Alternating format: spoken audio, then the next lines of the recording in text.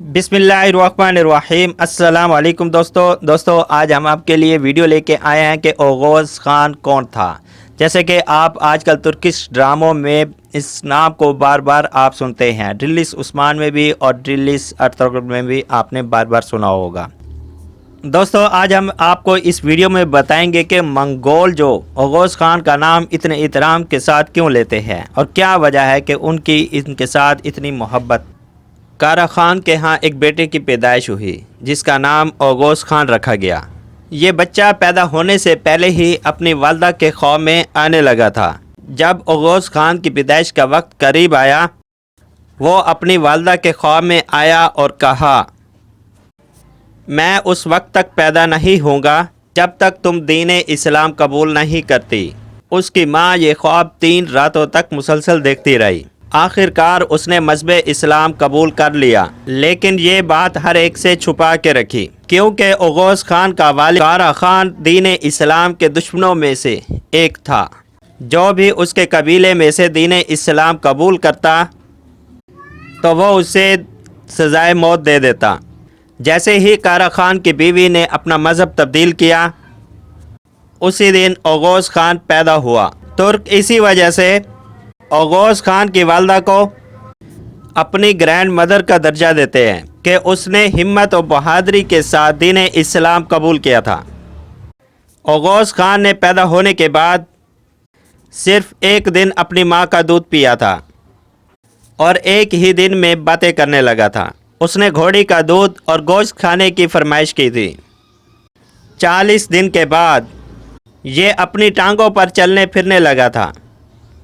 जब ओगोज़ खान जवान हुआ तो उसने अपनी पहली शादी अपनी चचा कुर खान की बड़ी बेटी से की और दूसरी शादी उसने अपने चचा किर खान की बेटी से की थी, लेकिन दोनों को छोड़ दिया क्योंकि दोनों ने अल्लाह पर ईमान लाने से इनकार कर दिया था।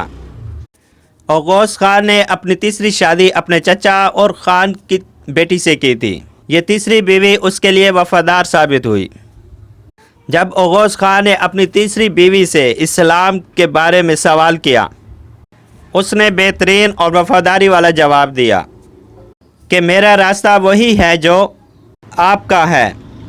जब ये खबर कबीले में फैली कि ओगोज़ खान और उसकी बीवी मुसलमान हैं, तो कारा खान अपने बेटे और अपनी बहू को कत्ल करने के लिए ओगोज़ खान के खैमे में पहुंच गया, लेकिन ओगोज़ खान ने दौरान लड़ाई अपने वालिद को कत्ल कर दिया। ये ओगोज़ खान के लिए दीन इस्लाम के लिए लड़ी जाने वाली पहली लड़ाई थी।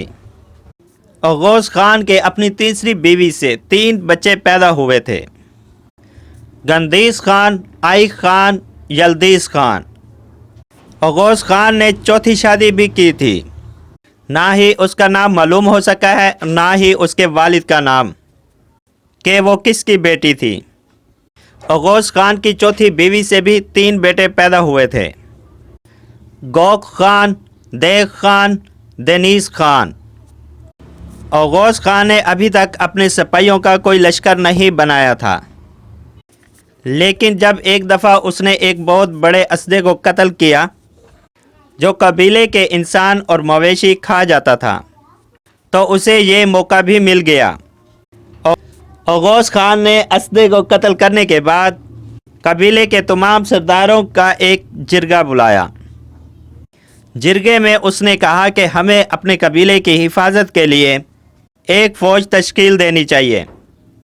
इस काम के लिए हर एक सरदार अपना एक एक बेटा मेरे हवाले करे। इस तरह ओगोज़ खान ने 40 अफराद पर मुश्तमिल पहली तुर्क फ़ौज तश्कील दी, जिसकी बिना पर वो आहिस्ता आहिस्ता तमाम तुर्क कबाइल में से मजबूतर होता गया। ओगोज़ खान ने अपने छठे बेटे की पैदाइश पर तमाम तुर्क कबाइल को खाने पर दावत दी, जिसमें उसने ऐलान किया, मैं तुम सबका खान हूँ। तमाम लोग अपनी तलवारें और ढालें अपने पास रखें। पूरी दुनिया हमारा मैदान जंग है। जंगल, समंदर और दरिया हमारे शिकारगाह हैं। सूरज हमारा झंडा और आसमान हमारा खैमा है। इस ऐलान के बाद उसने अपने कासिद दुनिया के हर कोने में भेज दिए। جس نے اس کی اطاعت قبول کی اس کو اپنے جانشین مقرر کیا، جس نے اس کی بغاوت کی اس کے خلاف اس نے اعلان جنگ کر دیا۔ اس نے اپنی فوج ترکمانستان، ہندوستان، ایران، مصر، عراق اور شام تک پھیلا دی۔ اس طرح وہ ان تمام علاقوں کا خان بن گیا۔ اوغوز خان تھا تو دین اسلام کا پیروکار، لیکن یہ اپنے خطبے اور ہر تقریر میں ٹینکری لفظ کا استعمال کرتا تھا، جس کا مطلب ہے آسمان کا خدا۔ اوغوز خان کا یہ لفظ استعمال کرنے کا مطلب نہیں معلوم ہو سکا۔ کیا اوغوز خان منگولوں کی طرح کئی خداؤں کا تصور رکھتا تھا یا ویسے ہی تعظیماً خدا کو آسمان کا خدا کہتا تھا؟ جب اوغوز خان کی وفات کا وقت قریب آیا، اس وقت اس نے اپنے تمام بیٹوں کو اپنے پاس بلایا اور کہا کہ میں نے اپنے خدا کی امانت کی بہترین حفاظت کی ہے اور اب یہ سلطنت تمہارے حوالے ہے۔ اوغوز خان کے تمام بیٹے اپنے والد کی نصیحت کے مطابق اپنے اپنے علاقوں میں چلے گئے۔ اوغوز خان کے تمام بیٹوں کے ہاں 4 بیٹے پیدا ہوئے اور ہر ایک بیٹے کے نام پر قبیلہ وجود میں آیا۔ اسی طرح ترکوں کے 20 یا 24 قبائل وجود میں آئے۔ ان قبائل میں سے اوغوز خان کے بیٹے گوک خان کے نام پر ایک قبیلہ گوک ترک کے نام سے تھا، جو چین میں آباد ہوا۔ لیکن جیسے جیسے وقت گزرتا گیا، تمام قبائل اپنے اندر اختلافات کی وجہ سے ایک دوسرے سے جدا ہونے کے ساتھ ساتھ دین اسلام سے بھی دور ہوتے گئے، جس کی وجہ سے اوغوز خان کی عظیم سلطنت ٹکڑوں میں تقسیم ہو گئی۔ اوغوز خان کے بعد چین میں آباد ہونے والے گوک ترک قبیلے کے بومین نامی شخص، جسے چینی تومین کہتے ہیں، اس نے 6 صدی عیسوی میں ایک عظیم سلطنت قائم کی، جو 8ویں صدی عیسوی تک قائم رہی۔